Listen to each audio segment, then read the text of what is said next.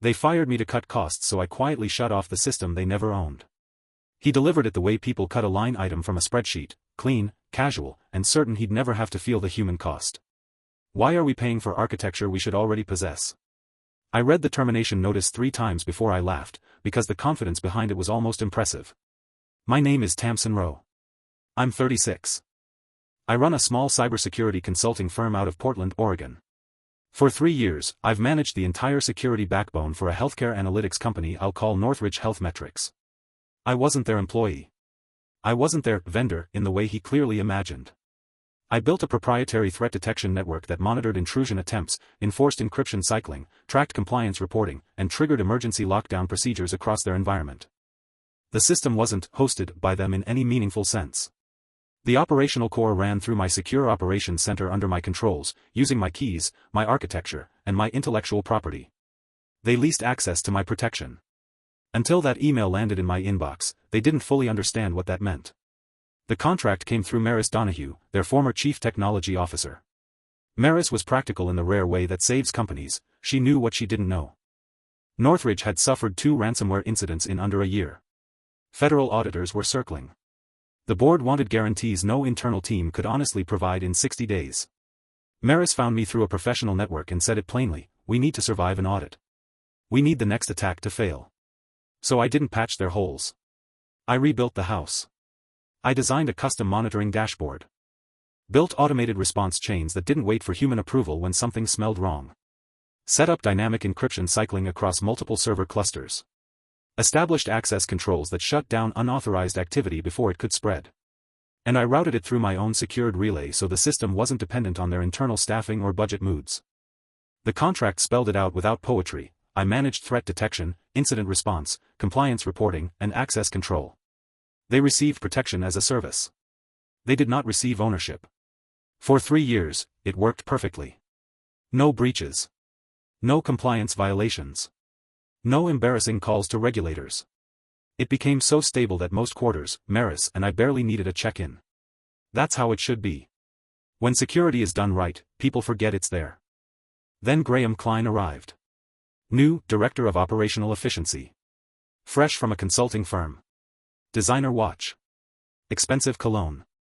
The type who speaks in neat sentences that make risk sound like an abstract concept, not something that puts patient data in danger. He started questioning my invoices in his first week. He called it a vendor cost analysis. His first email was polite, almost curious. The second email showed the real motive. Please confirm what Northridge is paying for and whether the security infrastructure is proprietary. I replied with the relevant contract section highlighted, simple and unmistakable. He responded a day later. We'll be exploring internal security solutions moving forward. I knew that tone. It wasn't curiosity anymore. It was someone preparing to claim something they didn't understand. So I stayed calm. I kept it professional. I sent him the documentation executives always say they want: monthly threat reports, incident prevention stats, uptime metrics, audit readiness summaries. I included a clear reminder: my firm owned the core architecture. Northridge paid for active protection services, not a purchased product. I even included the number that should have ended the conversation. 36 months. 0 successful attacks. Graham never replied. 5 days later, a calendar invite appeared. No subject line. Just, vendor restructuring discussion, 45 minutes. Attendees, Graham, his assistant, and someone from procurement. No Maris, of course. She'd left months earlier. I accepted. The video call looked exactly like the kind of room where people convince themselves they're making smart decisions. Graham launched into a slide deck nobody asked for. We've been analyzing external vendor expenses and operational redundancies, he said, like he was narrating a case study. After reviewing our security posture, we've decided to phase out outside services that duplicate internal capabilities. I stayed quiet. He clicked to the next slide and said, effective at the end of this billing period, we're terminating the current agreement with Rowe Security. Then, without even pausing to consider how absurd it was, he added. We'll need a comprehensive transition package. Transfer of all security protocols and system architecture documentation. Our IT department will take over from here. That was the moment I felt something in me go very still. Not anger. Not panic. Just a clean, cold understanding that he believed the act of ending a contract gave him rights the contract explicitly denied. I unmuted. Did you review Section 9, I asked, the intellectual property and ownership clause? Graham blinked, the way people blink when they're irritated by details. We paid for the infrastructure, he said. It belongs to us. No, I said calmly. You paid to use it. You never owned it. His expression tightened, but he didn't retreat.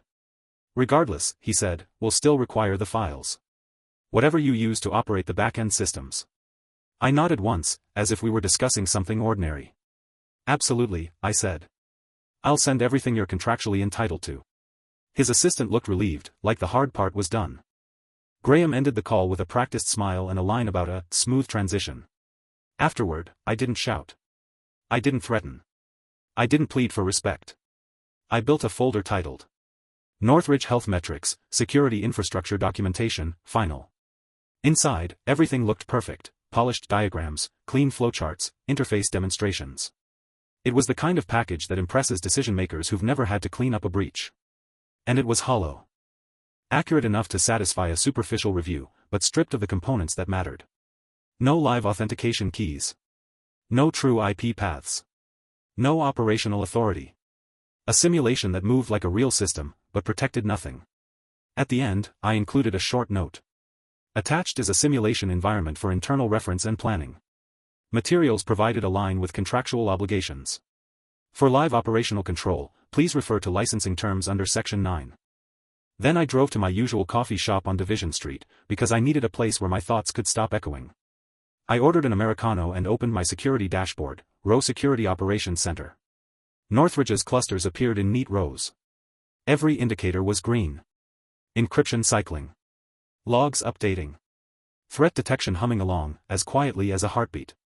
Graham wanted control. I found the master relay panel and hovered over the primary override. The system requested biometric verification. I pressed my thumb to the scanner. One soft confirmation tone.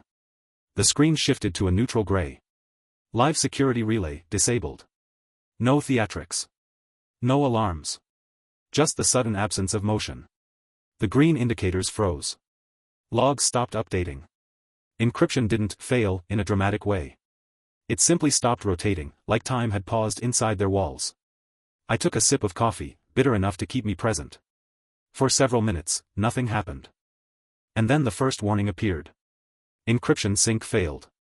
Then another. Authentication protocol offline. Then a cluster of yellow signals began to spread across the dashboard, one site at a time, like a slow bruise. They didn't know it yet. But the world they thought they owned had just gone quiet. For the first few minutes after I disabled the relay, it looked almost peaceful. The dashboard didn't explode. No dramatic red banners. Just stillness where movement had always been. That was the cruel part. From the inside, their staff would keep clicking through normal routines, assuming protection existed simply because they were used to it. Security doesn't fail like a light bulb. It fails like a heartbeat that quietly stops, and nobody notices until the body begins to panic. I watched the warnings arrive one by one, calm and factual. Encryption sync failed. Authentication protocol offline. Credential validation stalled. Then entire regions began turning yellow. A data cluster in Seattle.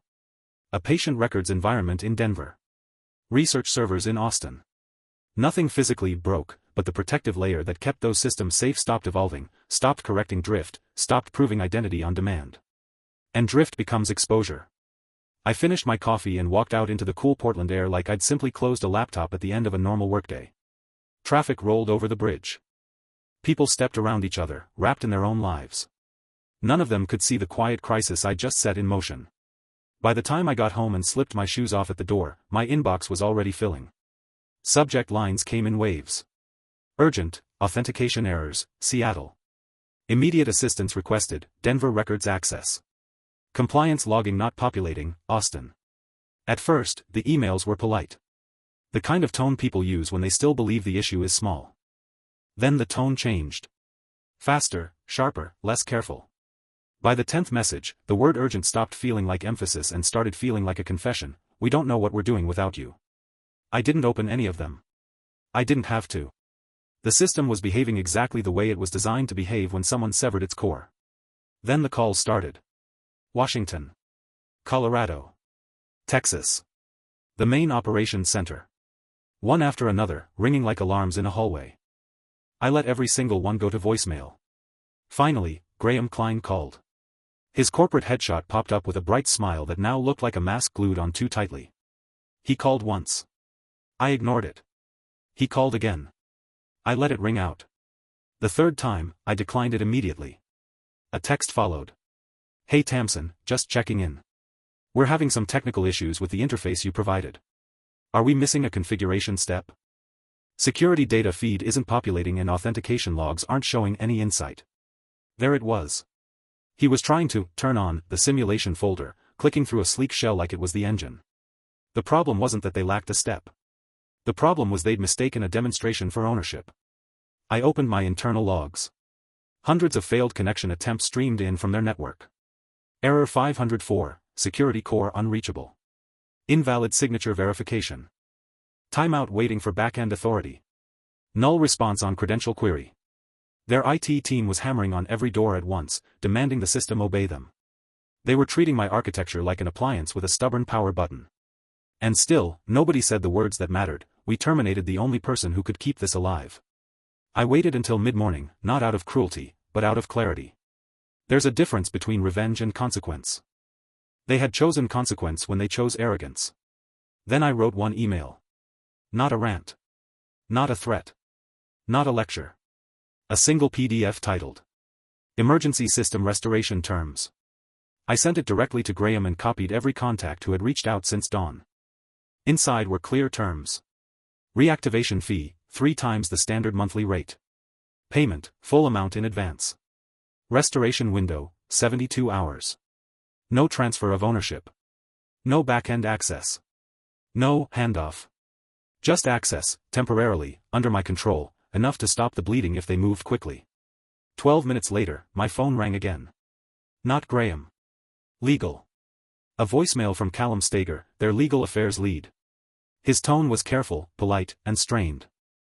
Tamsin, we're reviewing the terms you provided. We'd like to discuss interim control options and possibly adjust the payment structure. I listened once and set the phone down.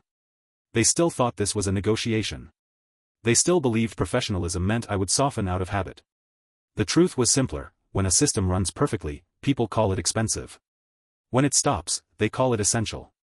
By early afternoon, the logs worsened. Thousands of credential events that should have been recorded were now missing.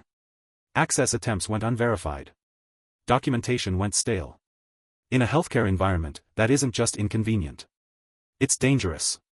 It's regulatory. It's the kind of problem that makes executives sit in windowless rooms with auditors and explain why their security trail suddenly goes blank.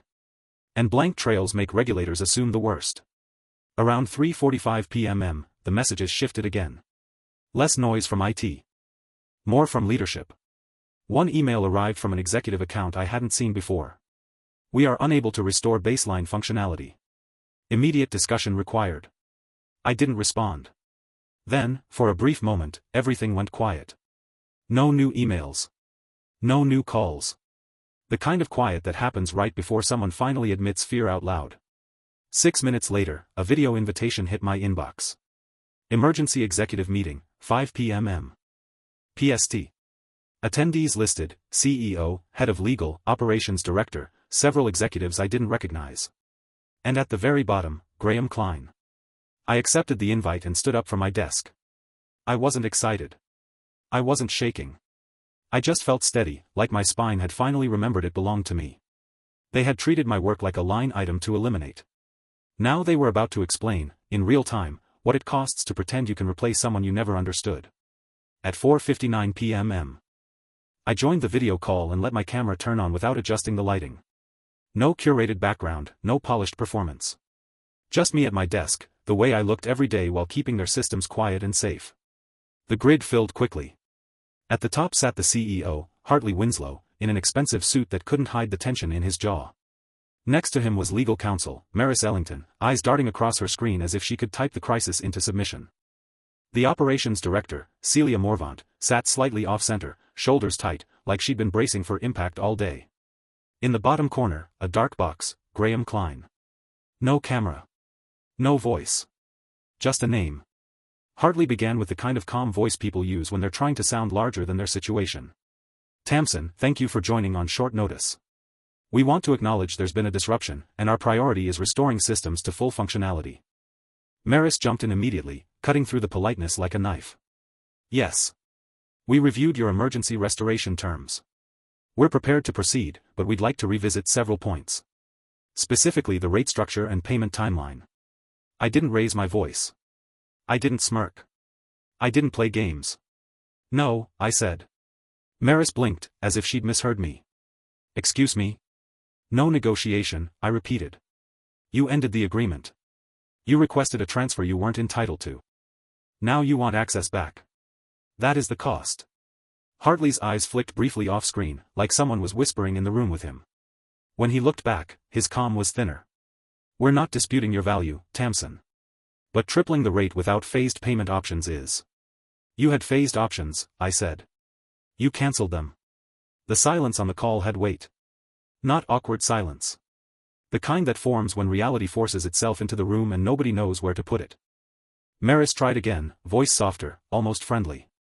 Perhaps we can reach a middle ground. Partial payment up front, balance upon delivery of services. I didn't blink. Prepaid in full. Celia finally spoke. Her voice was low, strained, and honest in a way the others weren't. We've lost tracking on thousands of credential events. Multiple databases are inaccessible. This isn't just a technical inconvenience. It's becoming a regulatory crisis. Nobody contradicted her. Because they couldn't. They'd spent years treating compliance as a checklist someone else handled. Now the checklist had teeth. Maris shuffled papers. I could tell she was searching the contract for a miracle loophole. I waited. Then I said, calmly, like reading a weather report, Section 9. Ownership and intellectual property. Control is leased. Architecture is off-site. It isn't yours. You don't get to rewrite that because you're uncomfortable. Hartley's face tightened. His voice dropped lower. You're aware we're a healthcare organization. Patient data is involved. A disruption like this could cause harm. I didn't let him turn it into a moral argument where I was the villain. You decided my protection was redundant, I replied. You made that call. Not me. I'm offering you a restoration window to stabilize operations. That's the compromise. Maris inhaled hard through her nose. There has to be a compromise. There isn't, I said. What I sent is the compromise. You get 72 hours. You pay up front. No transfer. No back-end access. After that, you either renew under terms that reflect reality, or you don't. Another silence. Hartley looked to Maris. She hesitated for half a second, just long enough for me to see the internal calculation. If we wire this, we admit we were wrong. If we don't, the company burns. Hartley made the decision for her. Process the wire, he said. Maris' lips pressed into a line. Understood. I didn't thank them. I didn't say goodbye. I clicked leave meeting. 20 minutes later, the wire transfer hit my account. Full amount. No conditions. No clever notes. I opened my dashboard, navigated to their master relay, and rested my finger on the control like it was the switch to a room full of oxygen. Biometric verification requested. I pressed my thumb down. One soft confirmation tone. The screen shifted from neutral gray to live status. Clusters lit up green one by one. Authentication nodes reconnected. Encryption cycling resumed as if nothing had ever been interrupted. Logs began rolling forward again, filling in the silence with clean, steady documentation. The alerts disappeared in reverse order. Seattle stabilized first. Then Denver. Then Austin. Their system didn't heal. It simply started breathing again because the heart was back in place. I watched it all in quiet, sipping coffee that had gone cold hours ago. On their side, people would be cheering. Sending relief emails. Calling it a resolved incident. Telling themselves it had been a near miss. On my side, I felt something else. Not triumph. Relief. Because it wasn't about watching them suffer. It was about making sure they never confused my work for something disposable again. The next morning, I sat down like it was any other day. No alerts. No frantic calls. No executive panic. Then my phone buzzed with a message from Graham. Challenging week. Would appreciate the opportunity to connect and exchange insights. I stared at it, then let out a dry laugh I didn't even try to stop. Exchange insights. As if we were colleagues sharing notes after a conference. As if he hadn't tried to cut me out, strip my work for parts, and replace me with a spreadsheet. I didn't respond. I simply closed the message. Then I opened my inbox and found the email that mattered. Subject line, Long-Term Partnership Proposal. Sender, Vanguard Strategic Operations. Not Graham. Attached, a 5-year exclusive retainer offer with glossy promises, priority response, collaborative oversight, and language that looked harmless until you read it closely. They wanted predictability. But what they really wanted was control with a softer name. I didn't hesitate. I pulled up my standard contract template and rewrote it line by line. No shared intellectual property. Not a single encryption key. 90-day paid termination clause. If they walked, they still paid. Full annual payment before activation. No invoicing games. And one core truth, written so plainly it couldn't be twisted, they do not touch the system without my explicit authorization. 2 hours later, I sent it back with no message. Subject line, Final version, effective upon signature. 8 hours after that, it came back signed. No edits. No questions. No argument. They had learned the lesson in the only language that sticks, consequence. And the best part? From that moment on, my work didn't have to beg for respect. It simply required it. The silence after the contract was signed wasn't empty. It was earned. For the first time in years, my dashboard stayed clean for weeks without a single unnecessary question, quick sync, or passive-aggressive email from someone who thought security was a checkbox instead of a living system. Vanguard paid on time. Every time. No reminders. No delays. No excuses. That alone told me everything. Respect doesn't come from apologies. It comes from changed behavior. I kept the monitoring window open during business hours out of habit. Every zone green. Every authentication request logged and verified. Encryption cycles ticking forward like a metronome. Quiet systems are the best systems, but only when you know why they're quiet. Then the messages started coming in. Not from Vanguard.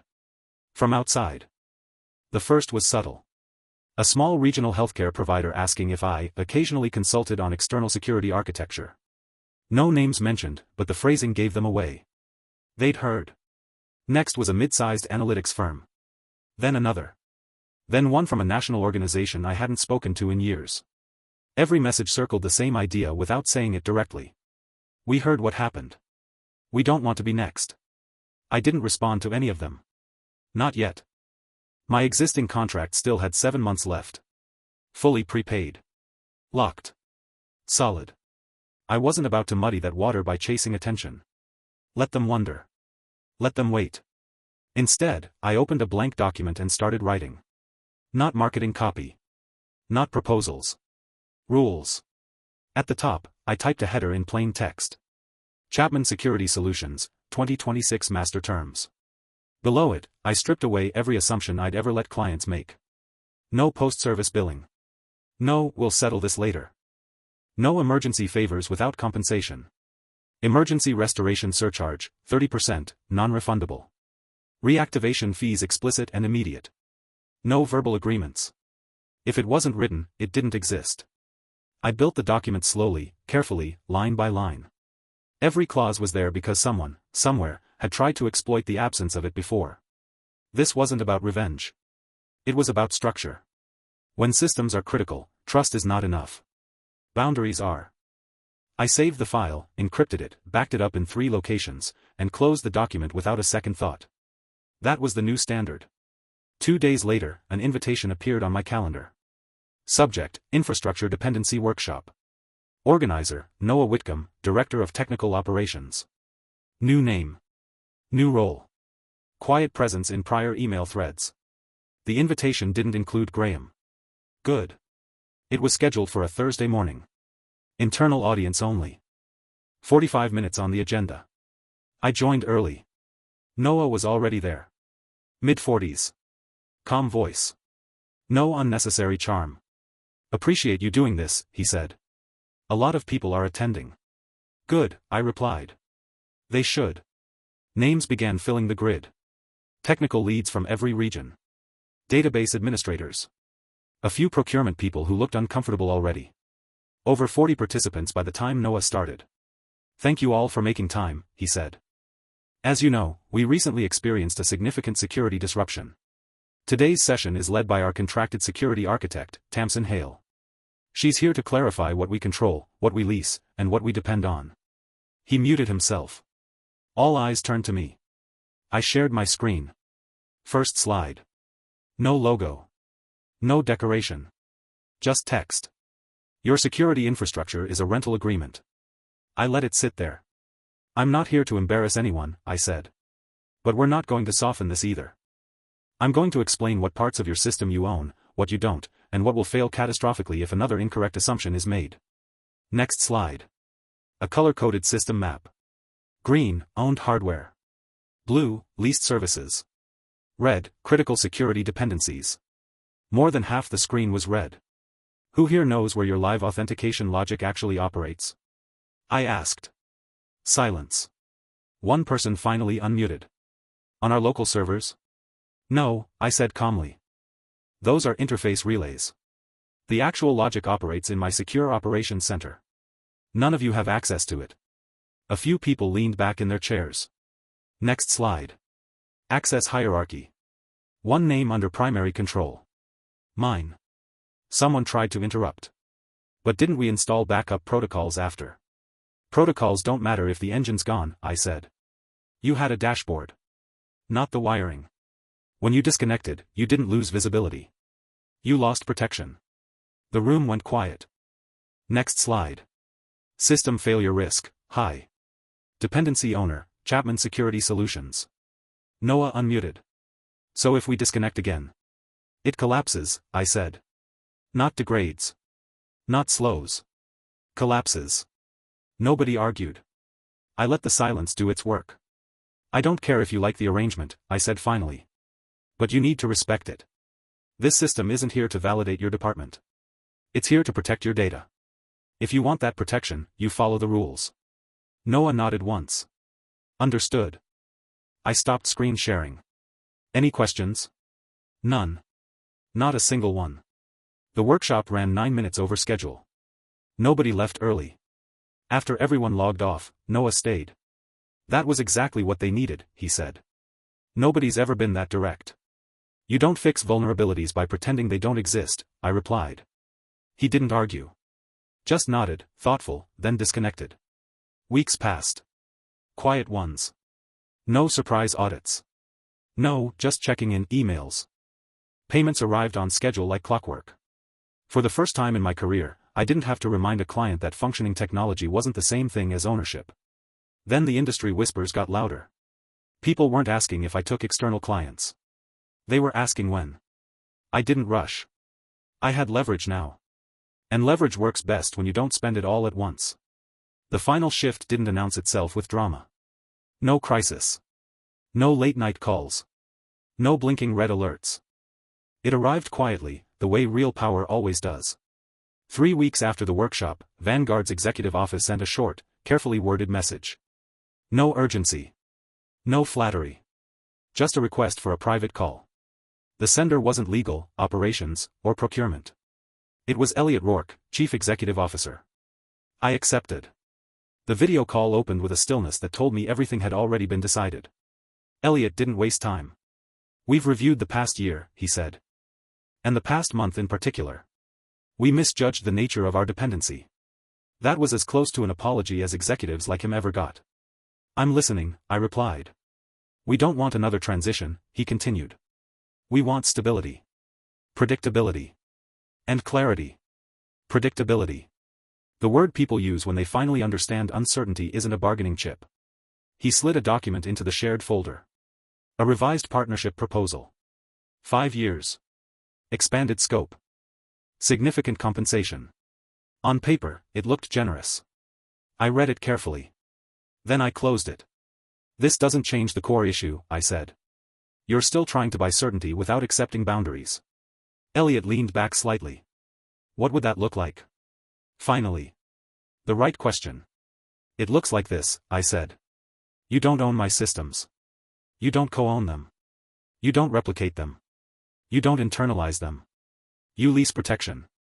And if that protection ever ends, so does access. Cleanly. Immediately.